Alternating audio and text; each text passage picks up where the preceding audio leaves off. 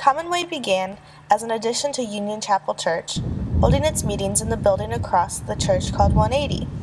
The church started in a small room until it grew in numbers that it had to relocate in the gymnasium in the 180 building. Until eventually in the summer of 2012, the church branched off from Union Chapel, declared them as a separate church, and moved on to the Horizon Center in downtown Muncie. The pastor, Matt Carter, has overcome a lot of challenges along the way. We think of ourselves as a church that's a year old or a year and a few months old because we've had to put so many things in place. I mean, find a facility and really a lot of the infrastructure and lay a lot of the groundwork that any church plant would have to do. The first Sunday speaking at the new site was a leap of faith for Carter. But I'll never forget preparing for that first Sunday to actually meet at the Horizon Center, a new location, hoping that people show up. So you look at the parking lot and you look at your watch and you look at the room, and I was so nervous because at 8 or 10 minutes before the service was supposed to start, it was I counted 17 people.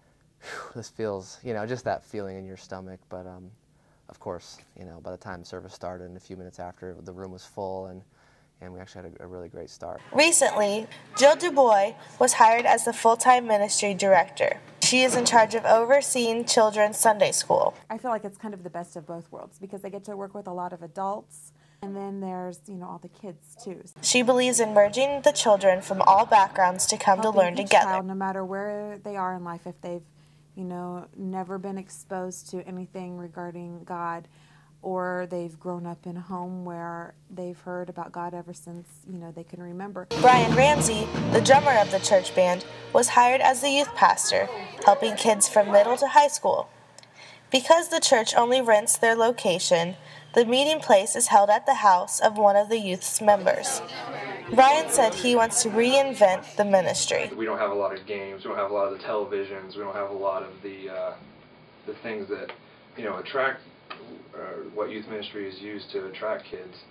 So basically we now, instead of advertising those things, we advertise just relationships. Ramsey describes his way of winding up in the ministry as not a calling, but something more. And it wasn't a calling, but I refer to it as a soft inclination.